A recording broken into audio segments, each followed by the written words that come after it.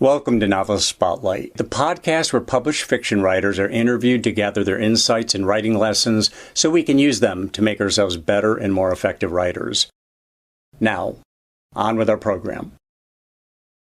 Hi, I'm Kayla Olson. I am an author who has written books for teens and young adults, but have now pivoted into writing for adult audiences with my latest rom-com, The Reunion. And this is Mike Council, your host. Kayla, welcome to the program. And, you've got The Reunion, but you've also got a couple of earlier novels that sound much more sci-fi to me. Correct? Yes, very much. My first two books were for a young adult audience, and I always call them sci-fi survival books. One is set on a desert island and one is set on a space station. So one of them is called the Sandcastle Empire. The other one is called The Splintered Silence. Yeah. And the Reunion is a rom-com. Is this a pivot that you have made in a path that you are going to stay on? Is that the case? Yes. I have another book, another adult book, a rom-com coming out in 2024. So I pivoted pretty much in every way when the pandemic hit. My first two books were, thinking about how bad the future could get.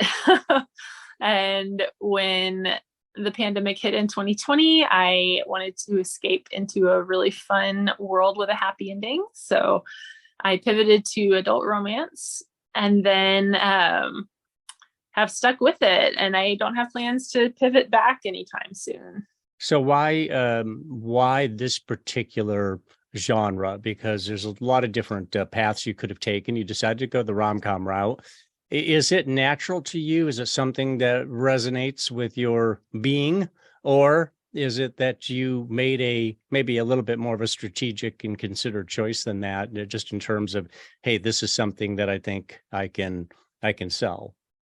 I think a little bit of both. So I had been already reading a lot of adult romance in the year or two leading up to 2020. I just found my tastes kind of gravitating more and more toward that.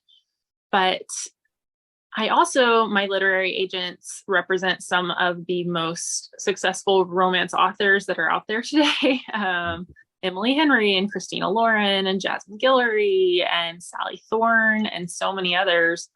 And so I knew they'd also had a few clients, Emily Henry and V.E. Schwab among them, who had started in young adult books and then transitioned into adult. And so I knew that my agents would know what to do with it if I decided to write a book like that. They would be able to know exactly which editors and which publishers to send to. And so for all the reasons, all the things that I could have gone into, and after I wrote science fiction for young adults, I feel like this was natural both for me and my personality, as well as what my agents are interested in selling. So it felt like a win in both of those areas. Well, I could hear an agent saying to you that, yeah, fine, that's a great category. It's a big category. People read a lot of that material. But what's going to distinguish you from the rest of the class? Assuming that you were asked that question, or maybe you asked yourself that question, what's the answer to that? Yeah, so I think one of the things I love is just having a lot of heart and substance and depth to my plot. So it's not essentially only about the romance. I really like when characters have multiple dimension to them. And there are a lot of good romance authors who do this, but sometimes it's all about the romance, and that's like the main thing. But I thought it was important to also include career questions and questions of, my main character is going through a grief element after losing her father when she was young. And so just multiple things that might be a little weightier in this particular category. So some of that stems from writing heavier books before, and then transitioning into something lighthearted. I think there's still always going to be an aspect of depth to it. I also let's take The Reunion. Just a very high level readout on The Reunion is when two former teen stars reconnect at the reunion for their hit TV show, they discover their feelings for one another were not merely scripted in this charming and heartwarming novel. Now, at that level, it sounds like there's not a lot of depth to that, but that's just at that very high level. How do you deepen it from there?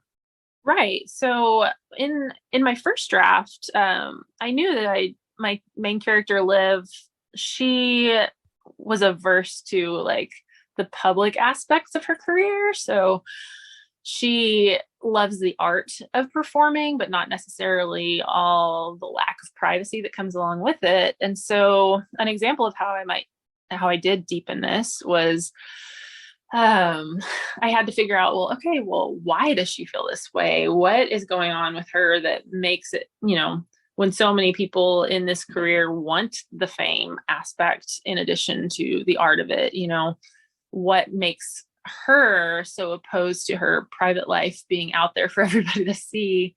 And it helped me develop her backstory about how her father was a very famous and well-respected actor and ultimately died in a car crash caused by the paparazzi. And so she has just a history that's deep seated in her to be a little more reserved. And that became like a personal issue for her. So I think that's a good example of how there's a lot of lightness on the surface, but then developing kind of a deeper backstory to support their motivations and their feelings. Right, the psychological component to this whole thing. Now, let's rewind for a minute. Your earlier novels, young adult novels, sci-fi young adult novels, why did you go that route to start with? What were you accomplishing at the time with that? And what drew you to it as a starting point as a writer? I absolutely loved the show Lost on TV. I was obsessed with that and loved all the theories that you could put into it. I was part of so many just groups that would make theories from week to week. And the cliffhangers were great, but they were live tweeting at the time and all that. I loved it. And I thought that the writers on that show did such a compelling job of using their ensemble cast with flashbacks and the present narrative. And then they made it as much about the characters as they did about the science and the intrigue. And it seemed just like a really fun challenge to me to try to come up with something twisty and fun and scary at some points and high stakes.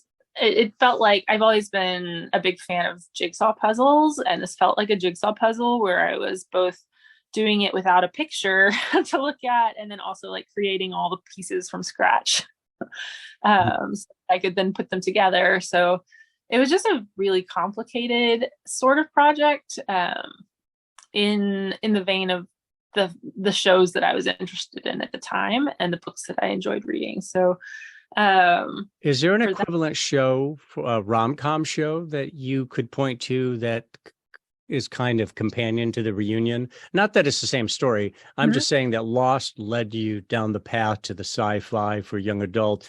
Was there anything that came along that made you feel that, hey, that's a good channel for me, the rom-com channel, something that inspired it in the same way? It was a very clear moment of inspiration when I was watching Boy Meets World, the old show from the 90s, and realized the main characters on this show, I think it was 7 seasons long, and they were teenagers the whole time, but they played boyfriend and girlfriend for almost the entire series until they even got married on the show. And I thought, that's really unusual to see a pair of teen actors staying in the same relationship for 7 years. And would that complicate and blur the lines between fiction and reality to where maybe they're very close off screen, but when they have to act out those parts for 7 years and even get married on the show, would that ever like introduce questions of, do I have feelings for this person? And so I decided to explore just a fictional version of that where the characters did have feelings for each other, but were so close that they never acted on them during the filming of the show. And it's only in their adult life that they come back to reconnect as older, more mature people who haven't seen each other in so long. So Boy Meets World was a huge inspiration, as well as Dawson's Creek. I was a big Dawson's Creek girl. Oh, yes. Yeah, And that was a big hit show for sure. Hmm. yeah, it's been really interesting on Instagram, now that the book has come out, just to see all the posts that I've been tagged in where people will say, oh, this reminded me so much of Gilmore Girls, or this reminded me of Felicity, or this reminded me of the OC, and just all these various teen shows. It's been great to see. It's kind of like insert the nostalgic show of your choice. Now you feel okay with that. You don't, when somebody does that, you don't feel as though, well, I don't want my writing to be redolent of something else. I want it to be something completely an island unto itself. I don't know if that's even possible, but it sounds like you feel fine that people are making this connection and feel a sense of kinship there. Yeah, to me, I feel like that means that I've accomplished exactly what I wanted to do, in just kind of awakening those nostalgic feelings. I wanted to evoke just like a familiar show that isn't specifically like, if everybody across the board said, oh, this is Dawson's Creek, then I would feel a little bit like I had poured too much of that one show into it. But since everybody sees a different show in it, I feel like I created something that is malleable. Yeah, malleable. Is that a good adjective? Yes, perfect. Yep. Let me ask you about your bio. I like the way you start your bio. Once upon a time, I was the girl who made your latte at the Starbucks drive-thru, and your bank teller, and the girl who handed you your chicken biscuit at the local Chick-Fil-A.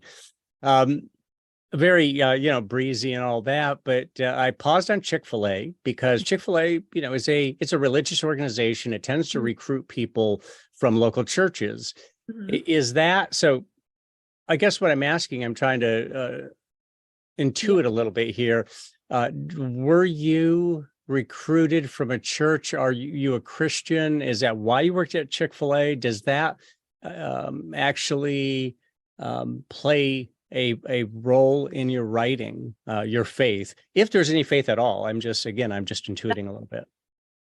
I have never been asked this question, and I think it's so fascinating because everything you said is so true. But I am a Christian, but I didn't get recruited to work at Chick-fil-A because of that. It was just like the most convenient job at the time for what I was doing. And they were hiring people and it worked with my schedule. So that's what I took. But yeah, I am a Christian, and I think there will always be some element of hope and faith versus fear in anything that I write, I feel like. But I never wanted to go just like the Christian fiction route, because I think that you can... Too limiting. Yeah, so limiting. And, just look at, some of the biggest properties of all time, like Star Wars and Harry Potter and all these things. You can find themes throughout, that are applicable to, I don't know, those kind of themes of friendship and hope and grace and love and sacrifice are woven into pretty much every story, I feel like. So I never wanted to limit myself to telling something so on the nose, I guess. Right. Now you're a Texan as well, is that right? I am, yes. You are Texas native. You live in Texas now. Lone Star State, Lone Star beer, all that stuff. So as a Christian, are you a Baptist? I don't want to get too personal here. I don't know how comfortable you are with this sort of line of questioning, but I like to dig down a little bit and understand a little bit more about what molded a person and what their jumping off point might be. Yeah, so I grew up Baptist. I have one half of my family is Lutheran and the other half was Baptist, and we grew up just in a Baptist church. And then when I moved to college, it was a non-denominational, just Bible church, not on the charismatic end, but just kind of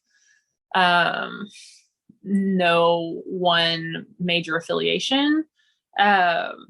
And I actually sang on the worship team for probably 10 years. Music has always been a huge part of my life as well. So, yeah, that was a while back. Yeah. Let me ask you about being in the window at Starbucks and Chick-Fil-A, and then here you are also a bank teller. Yes. And so here's all these different people you're seeing. At the time, did you see characters in those people? Did you see potential characters for your writing? Were you interested in writing at the time? Were you an aspiring novelist while these people were coming across and you saw people with, whether it be physical descriptions or voices or personalities, that you thought that could make a good character in a short story, or that could be that novel I've been cogitating over? That person sounds like a character that just walked into my life there, albeit in a very glancing way. Or were you not interested in writing yet? When did this all happen? It all did happen around the same time. I worked at Chick-fil-A first, and then Bank of America, and then Starbucks. And by the time when I started at Chick-fil-A, I was very much an extrovert, and just loved all the interaction. By the time I got to Bank of America, I was a little more cynical because people would yell at you for everything, no matter your good intentions, including the management. And then by the time I got to Starbucks, it was just kind of baffling to see how people would go about their day so angrily sometimes too. And just, you're here to get coffee. It's a really fun place to be. So around then, I remember feeling like I had been a lifelong reader, but I hadn't really considered writing a book yet until I started feeling super just burnt out on the customer service side of things. And it started feeling so repetitive from hour to hour and then from day to day, like I wasn't just accomplishing anything meaningful. And so those little 30-second conversations all day long when I was in the window handing out drinks, I felt like, yeah, sure, you have the opportunity to make somebody's day really good or bad, but I tried to make it good. But I wanted to use the creative side of myself. And I remember thinking, I see these people for only 30 seconds of a whole day. And to me, they are very much just a side character in my life. But to their life, like they're the main character. And all I see is just the tip of the iceberg of their life, whether they are rude to me or kind to me. There's a bigger story going on there. And so I think that definitely was part of, getting my wheels turning, thinking, hey, I could write a story. And I kind of want to think about how, just trying to make all my side characters feel as real as possible, even if they only show up for a paragraph on the page or for a line on the page, realizing that they have main character energy on their own. I just need to make that feel real, even if they're not on the screen for very much, so. In your bio, you do say, I always love to create. Mm-hmm. And over time, you said one day it occurred to me that writing a novel would require all of the things that have to do with, the puzzle. You mentioned you love puzzles, and you mentioned that in your bio. So the novel kind of swept all that up into a single effort, but kind of swept up a lot of your instincts there. And then you say, I sat down one day and got to work. Talk about how that all just came to be. Was there any event that really triggered it to the point where you said, I've made the decision and I'm going to do this, and led to the day that you sat down and just started writing and have not stopped? Right. Yeah. I think that I had been thinking along those lines. I want to write a book for a little bit, but I just didn't have any idea on how to start or what I would write a story about. And one day I woke up with the word speck in my head, like a speck in your eye. And I was like, that sounds like a name for a character who maybe has been insignificant and had a hard time, Speck Hawkins. And this character was in my head. And I just was like, you know what? I think that's my idea. I'm going to sit down and start writing on it. And it was a middle grade, fantasy novel.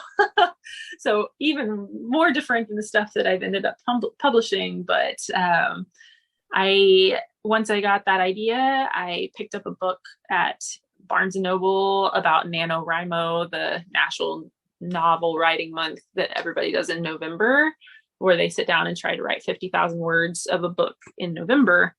And it was the first like writing book that I'd ever read, just to give any sort of idea of like how many words are required for a book, like how you actually sit down and do this. So I bought that book. I had nothing but like a name for a character, and then just kind of sat down and started writing. And it was definitely a learning curve. I think I spent 2 years working on that first book, just learning how to write more than a 10-page college paper, and how to hold so many words and stories and characters and plot threads in my head. And then after I got the first draft down, like learning how to revise it was a whole nother thing. So it was definitely a work of trial and error at first. And I got my hands on as many writing craft books as I could. And they're actually right here on the bookshelf right next to me right now.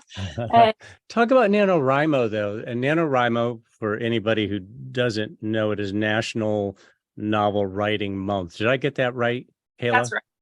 And so you have to write, I mean, if you're going to participate and you're going to succeed at it, you're supposed to write how many words a day? I think it's like 1,650 words a day that will add up to about 50,000. So 50,000 would be a short novel, or at least a novella, but a short novel. So you really are under the gun to turn out that copy each day. Talk about that a little bit. Was that a revelation for you? Did you actually hit that number? Or I know a lot of people who do it that don't hit the number, but they still find it to be valuable. Did you find it valuable? Can you tell our listeners a little bit about what it did for you, or didn't do for you, if that was the case? Right. Yeah. I don't think I actually wrote my first draft in November. I think I started around May, but I decided to just apply the same principles. And it took me about 3 months to write the first draft, which is about 80,000 words. So I think I more or less stayed on track, probably around 1,000 to maybe 1,700 words a day. And it was a great starting point to help me figure out like how to sit down and just give me something to shoot for. Cause on my own, I probably would have written like a couple pages. So reading that's what people went for, and that was even like, learning about how many words make up a novel and kind of what the goal should be. It was just all very new information at the time. I will say back then it was much easier to hit my word count goals than it is today. I'm on deadline right now for my new book. And back then I feel like I probably took 2 or 3 times as many words to say the same thing that I would say now. But then you would take it and distill it down to yes. A more concentrated piece of writing. Exactly. Yeah. So how many words a day are you trying to hit now? I mean, a good writing day, if you were to average it out, how many words a day are you trying to produce? For me, something sustainable and realistic is around 1,500 words a day. That's a lot. That is a lot. I mean, that adds you figure, you had mentioned that 3 months you had written 80,000 words in 3 months. That's being very productive. So it's hard. Go ahead. It's hard to what? It's harder to do that because, like, if I look back at that book, yes, it was 80,000 words, but probably 40,000 words of it was actual story. Yeah. So that I think that's a key point right there, is that it's one thing to produce a lot of copy, and the idea, I think certainly in part, is to get writing, to actually just get the copy on the page. You're going to throw a lot of it away. Because you're going to go through a distillation process. But the idea is not to hold back and dribble and drab, or just dribble copy onto the page or onto the screen when that doesn't really get you to the goal very quickly. And oftentimes it's opening the floodgates is when, you're going to produce a lot of mediocre stuff that you end up throwing away, but it also gives you the opportunity to get into a groove to Yes. where you start to you've experienced that then, because I heard that an emphatic yes. Yeah, Talk yeah. about that. So much more. It's helpful to be able to have the momentum there. It's one thing that makes it hard now is that I'm so much of a perfectionist, and especially coming from a finished final draft on the reunion and then trying to draft a first draft all over again. If I had been able to get in a headspace where I was okay with just throwing stuff on the page, I really feel like I could have built a lot of momentum early on. But like for this particular book, it has been very tedious to try and like let go of my perfectionistic skills and just get the story on the page and remember like, yeah, you can revise this later, but just get the words down for now. So that's always like a tension for me while writing, just the urge to get it on the page, but also the simultaneous urge to just get it as good as possible right off the bat. And there's benefits to both, but I think if the more you can get on the page consistently day after day, the more momentum you'll build and be able to just eventually revise it sooner. Revise it sooner, and also just come out with content that might never manifest otherwise, right, if you treat it as I have to, concentrate for several minutes before I'll put the next phrase on the page. That's painstaking, and it doesn't really allow. It's really indicative of somebody who's editing and writing simultaneously, which is not a good idea because it's like driving a car and putting your foot on the accelerator and the brake at the same time. You're not going to get very far very fast. It's so but if true. you just leave the brake alone and say, I'll brake later, I'll edit later, then you've got an opportunity to let the subconscious mind go to work. So you mentioned that you're on deadline and you're working on your next novel. What can you tell us about your new one? That when first of all, I know you're probably going to keep the title and some of the elements of it secret for now, but when do you expect it to hit the market, be completed, hit the market, and what can you tell us about it? Yeah, we actually finally did just announce it a couple weeks ago. So I can't tell you the title. It's called The Lodge. It is set at a ski resort up in Vermont. It is scheduled to come out technically it's winter of 2024. And I need to find out whether winter means January, February, or like December. Quite a difference, but it should be out sometime next year. What's the dust cover or the notes on the cover? The dust cover say about the lodge. Can you give us a summary? Yeah, so I'm not very practiced at talking about it yet because it was a secret for so long, and I've only done 2 events where I've been able to talk about it. So it's about a girl who is a ghostwriter. She's writing the biography of a famous boy band member. And his boy band was the most famous at the time. Kind of, I feel like this is going to be another insert your own nostalgic boy band of choice situation. For me, it was NSYNC. I think for some people, it'll feel like One Direction. Anyway, so they were a very popular boy band, and the guy she's writing the biography about, he and his co-lead singer, they were big rivals at the time. And so that rival of his went missing 8 years ago. And so there's an element of just rivalry and celebrity and fame in this one, just kind of like in my first one, but in a very different setting and a very different situation. When we announced it, some people thought it was a thriller because of the missing boy band member, but no, it is a romance. When she's on location in Vermont she's doing a writing retreat in Vermont, trying to fast draft this biography of the boy band member. She finds a lead about the missing the guy who went missing 8 years ago. So so it all comes together, but I'm telling people, I'm like, it is not a thriller. It's very much a cozy romance set in Vermont, with like skiing and ice skating and twinkle lights and lots of snow and staying warm when it gets cold outside. So is Vermont a place you've spent some time? I have never been there. Oh, okay, so it's a product of your imagination and probably some distant research. Do you ski? I have been twice in New Mexico, and I got altitude sickness both times. I shouldn't laugh, but it sounds like it could play a quite a comedic role in the book. Yes, for sure. It was.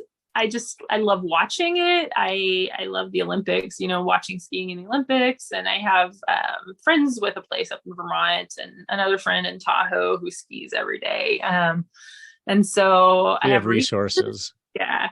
But I myself have not been. I would love to try a riding retreat up there and hopefully not get sick. Now, you probably had romances in your life. I mean, Taylor Swift, for a while, people were saying it seemed that she would just date men and then break up with them. So it became material for her songwriting. And I don't know how much of your own personal romantic encounters in your life have become material for your books. I actually don't know if you're married or not. Are you married or married? So I'm sorry, I missed that. Oh, yes, you are. Okay. We're coming up on 16 years this summer. So it's been a little had the dating scene, but yeah, definitely. I'm also you're a little removed from it just in terms of writing about people who are involved in romance. Yes. But you are able to still receive this stuff via osmosis, I would imagine, whether it be friends, family members, or also just movies and TV programming and all that. Do you find is that where you derive your material these days, or do you have a very long memory and had a very rich dating life before marriage? I think it's a little bit of both. It wasn't a super rich dating life, I would say. I had a few long-term relationships and then lots of crushes, and I remember feeling like a lot of the crush material will work its way into the book, whether that's a friend, crush on a best friend, or someone else who's equally just difficult to get to know, like a private person, I have a strong memory for what it was like to be in those situations. So sure. That helped a lot when writing young adults as well. I think some things just from your formative years never go away, but then also just reading and consuming other media with those kind of things keeps it fresh. Yeah. So was there a turning point in your writing life, a time when something special happened that set you on the right course, or was an epiphany? Or where you knew, hey, I'm gonna make it at this. I'm good at it. Because we all go into it not really knowing whether or not we're going to succeed at it. But what about that? Was there a turning point, or maybe a couple turning points in your writing life that you can identify? There were, and the first turning point was not of the positive sort. It was, so I had started that book, my middle grade fantasy. I worked on it for like 2 years, but then I got pregnant and was so sick for like my entire pregnancy. And then once he was born, he never slept and I never slept and I was exhausted. And so it went about 18 months where I didn't get to write at all. And I decided, I put so much effort into this before I had a baby, and I really do still want to do it. So I started getting up at the crack of dawn and working for 2 hours every day before my baby would wake up. And, he didn't have any nap time. Like I would put him down, but he would only sleep for like 27 minutes. So I'd set my timer for 27 minutes. And so for a year, I was working on this project, just devoting so much energy and determination into it. And it ended up being the book that I signed with my literary agents on. But then when they tried to sell it to editors, it just got a lot of, we almost love it enough. And maybe like we like some aspects, please send us whatever Kayla writes next. And at that point, I had heard a friend of mine on a podcast saying that she wants to measure her own success by not by how many books have her name on the spine, but by how many books have her name in the acknowledgement section, for being a supportive and wonderful like part of the community and a friend to other authors. And it really kind of made me think, as we talked about before, I am a Christian, and I feel like so many people say, like, if you just work at something for long enough and hard enough, it's going to happen. And I just hit this point where I was like, I don't feel like that's necessarily true. Like, if it's meant to happen, it will happen. And if it's not meant to happen, there is nothing I can do to change that. And so I had to kind of make my peace with saying, I'm spending a lot of time on this. I don't feel like there's ever any guarantee of success with it. I don't feel like I'm necessarily going to have a published book if I just stick with it. That doesn't happen for everybody. So am I okay with being in this business and working hard at it if I never end up with anything to show for it other than my name in people's acknowledgement sections for being, is that my role in this community, just to be a supportive friend and never somebody who has an actual book? And so that was a real turning point for me, because I did I almost walked away from doing it at all. But I decided it was worth it to me, that I loved doing it just for the sake of doing it, not necessarily because I wanted people to love me for it. And so the answer to that question was yes, then. Am I okay if I don't get anything published, but I'm a friend to people who and make contributions to their efforts? Mm-hmm. How did you do that in terms of where were you connecting with people and being a positive or supportive force in their writing lives or in their lives in general? Were you attending a lot of book fairs and such? Yeah, I had a lot of friends online that I'd connected with who were writing books at the same time, and we would trade work. And I had some other friends in person who lived in Austin, where I lived at the time, and we would meet up and encourage each other, and we were all on various paths along the way. So for me personally, that looked like being genuinely happy for my friends when they signed with an agent before I did, or they got a book deal before I did, giving my time to read their work and giving my thoughts. I had also worked as an assistant for a literary agent at one point, like reading and critiquing manuscripts. And so I felt like I had a lot of good insight to offer whenever somebody gave me their manuscript for feedback. And so I spent a lot of hours just giving feedback on friends' work and just generally trying to be a kind and supportive person that realized, if you're going to get a yes, it doesn't always happen at the same time as anybody else on the same road.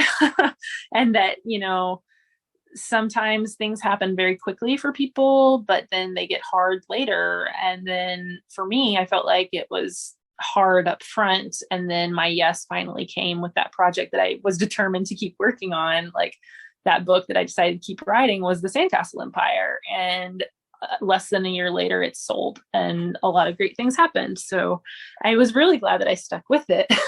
Yeah. And I understand what you were saying, that there are times when people stick with something that probably they should abandon. Not everything works out. If it's meant to happen, it'll happen. But sometimes sticking with something is actually the wrong course of action when you can start a new project, something that's going to work better for you. So you hit the target.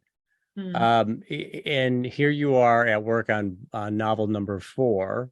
Yes. And actually completing it, just putting the finishing touches on it, it sounds like. What is the hardest part of the writing practice for you? What's the most difficult part? What's your biggest source of frustration, perhaps, when you're Hmm. working on a book? Is there something that in particular that you find to be especially difficult?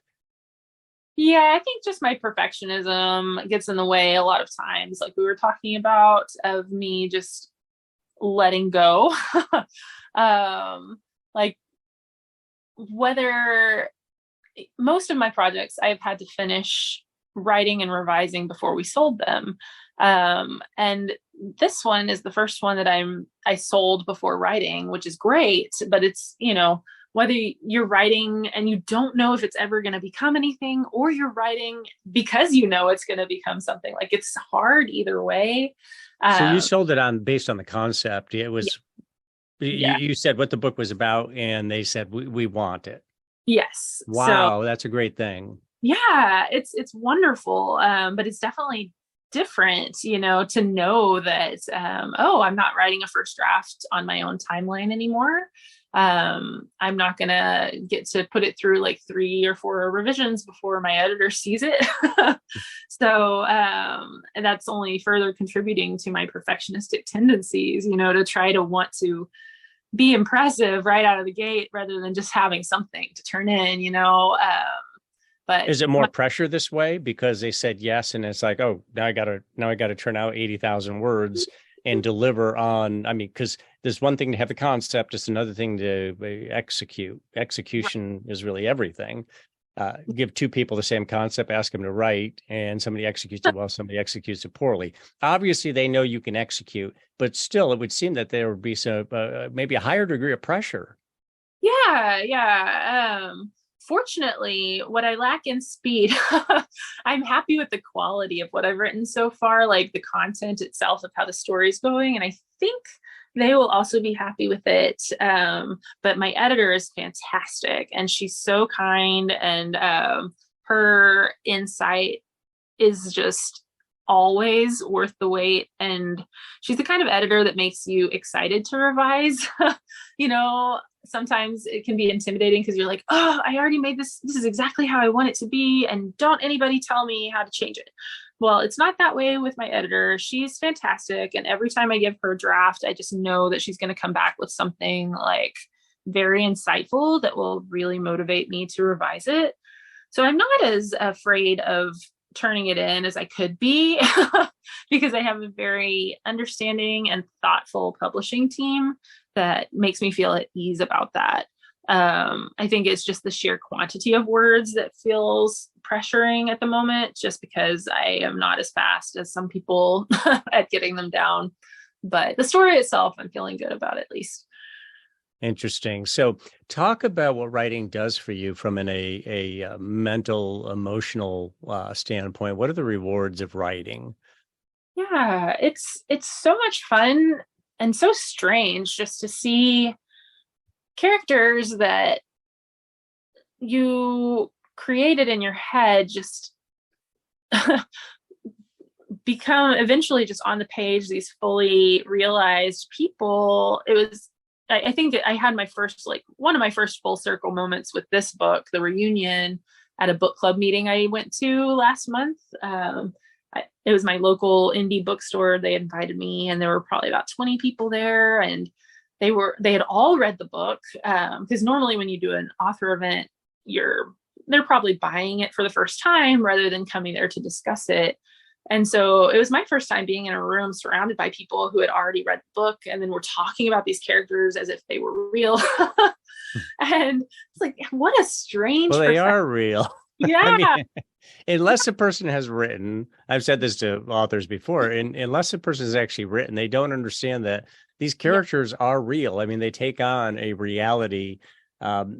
because they exist within the mind. But everything that exists outside of us exists within our minds too. It really is not that far a departure. I know I might be sounding a little No, psychotic right now, but I'm really not. I no, mean, I these understand. characters are very real. They do feel real, and it's hard to explain like how when I write them I do feel like I'm just like uncovering like a marble statue that's inside of a hunk of marble, like chiseling away until I discover what's already there. It's hard to explain how they just come to me like as if they're people that I know. And then about them as I write them, when in fact I'm creating them. But it's just a very strange thing. So I just love seeing, I think it's really fun for me to see worlds and characters come to life in a way that starts just as the tiniest idea seed in my head, and then finds its way onto the page, and many drafts later finds itself on a bookstore shelf, and then people can read it and talk about it, and you're like, whoa, this all came from one little idea. Yeah. So talk about your writing regimen. Do you have any kind of writing ritual? Is there anything you do to prepare yourself before you actually sit down and just start clicking on the keys or writing on the legal pad? Yeah, I usually have a cup of coffee with me. It usually gets cold at some point. And you're a coffee fanatic, right? I mean, that's one of the reasons you worked at Starbucks. You're a black coffee drinker. Is that right? That's how I got hired at Starbucks. I was a regular customer, and I was just hanging out in the cafe one day while the manager was interviewing somebody else. And that person left, and the manager turned to me and she was like, Kayla, you're in here all the time. Do you want to work here? You would get free coffee. Like, I can't work nights or weekends or holidays. And she's like, you're hired. And that's how I got the job. I wasn't even looking for a job at the time. And so, yes, I do love coffee. I've transitioned from mocha frappuccinos to lattes, now to black coffee. And yeah, that's the purest form. That's how I drink it black too. As I tell people, it's the purest form of coffee drinking. And if you adulterate it, there's something wrong with the coffee to begin with. So that's right. Every time I get it from my favorite local coffee shop, they're like, would you like cream in your coffee? I was like, no, it's too good without it. Why would I mess it up? But yeah, so I'll get a cup of coffee, and then I'll sit at my desk. Right now, my office is full of stuff, including my giant neon sign. And a lot that of says stuff. The Reunion. Yes. Yes. A lot of stuff left over from the tour. And so I haven't been writing in my office because I haven't had the time to clean my office because I've had so much going on. So I actually ordered this like 4x4 pop-up tent. It looks like a carnival tent, and put it in my living room. And I have my desk inside there right now. And whenever I go in there, my son knows mommy's focusing. And it's helpful because my husband works from home, I work from home, and we homeschool our son. And so we've been tag teaming on the homeschool front, but especially while I'm on deadline, my husband's taking. That's a lot. It is a lot. I mean, to homeschool your son. Yeah. Is homeschooling, to talk a little, if this isn't getting too personal, I'm just curious, are you homeschooling because you don't like what they teach at the public school there? Are there certain things you're trying to emphasize in his education that you don't think would get emphasized at the public school? Why the decision? So he's always been exceptionally quick. When he was 3, he was multiplying and doing algebra and reading like crazy. And so there's always been a bit of asynchronicity with his age and his learning ability. We had him in public school for a while before everything shut down in 2020. But even in 3rd grade or so, he was basically doing like some subjects with his own peers, and then other subjects with the next grade level up. And he had 5 different teachers in elementary school. And when everything shut down, the communication was terrible. 6 weeks later, I got an email from his math teacher saying, oh my gosh, I'm so sorry, I forgot about him. And we had already communicated. Yes, it was awful. We had already communicated with his main teacher. We said, we have a math textbook here at home. We'll just work on that to kind of cut down on the communication. So we hadn't even questioned why we hadn't heard from his math teacher. But then to get an email like that 6 weeks later made us think, wow, this is not going to work if they're virtual the entire next school year, because he's very, very bright in math and reading. Needs a little more work on writing, but like he's also a computer programmer. He creates all this code from scratch, just like he has Wow. websites. You got a prodigy on your hands, huh? There's no telling where your son's going to go. Yeah. And so homeschooling has allowed a lot more flexibility with the curriculum itself, just to kind of take a little more time on the things where he needs more work, and then to be able to accelerate. And, he's already finished pre-algebra this year. He's a third of the way through like an algebra course book in sixth grade, and so it's been very, it's good, but it's different, so we know we would love to get him back in a public school at some point, or a private school, just when middle school hits. But for now, we just kind of stuck with it, because when everything shut down, it gave us a good chance to try out homeschooling and just do things at our own pace.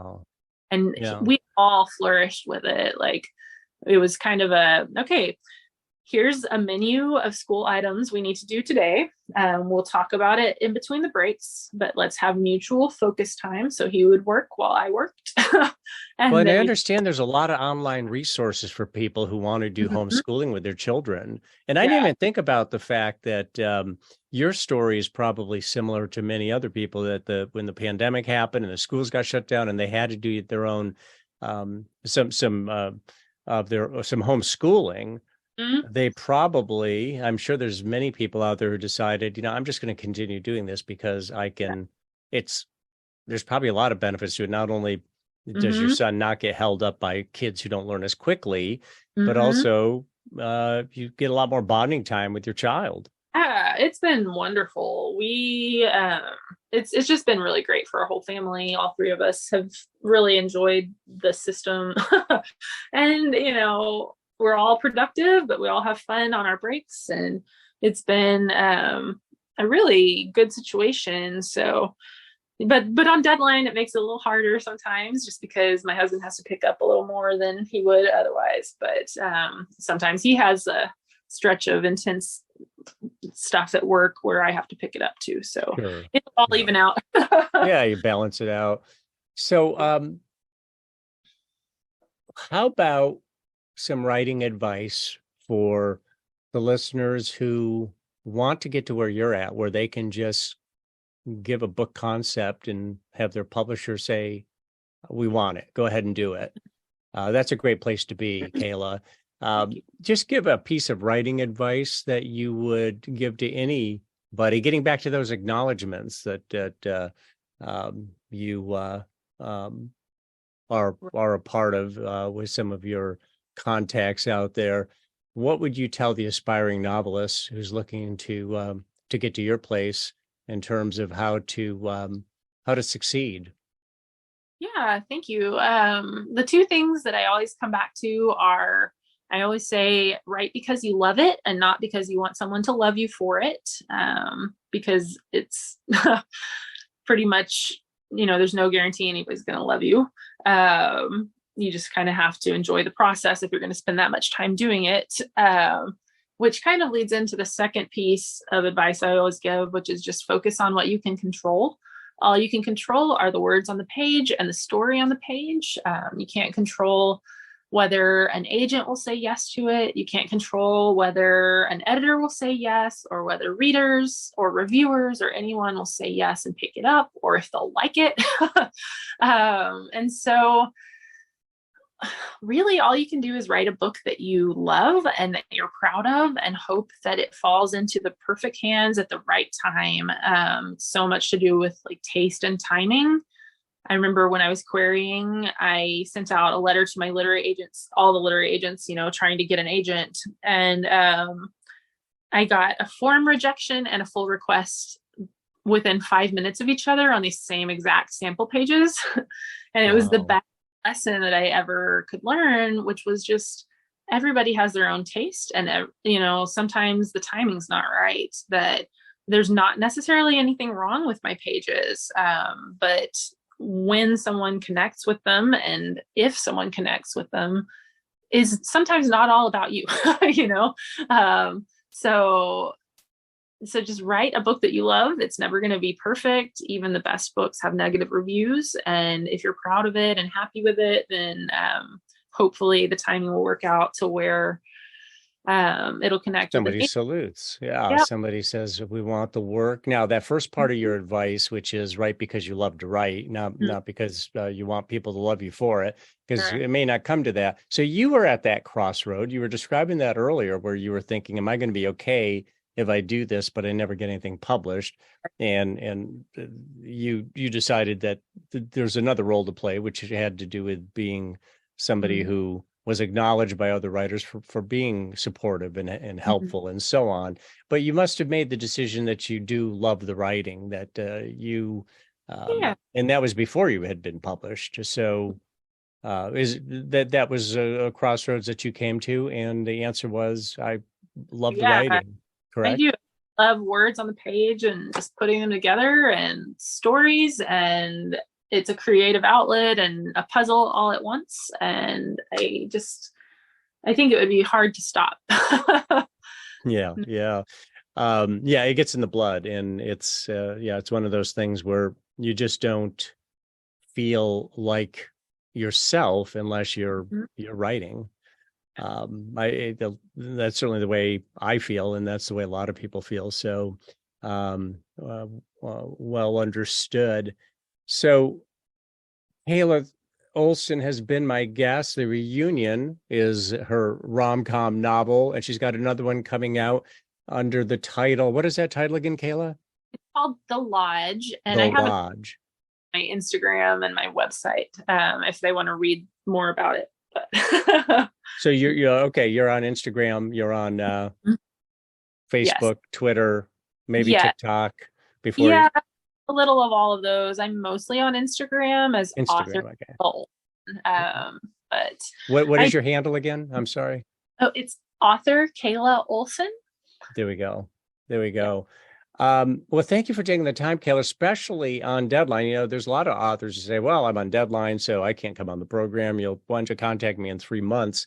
But you obviously have the ability to multitask, and I really do appreciate you taking the time to come on the program and share your experiences with us. Thank you so much for having me. This has been a super fun and enjoyable conversation.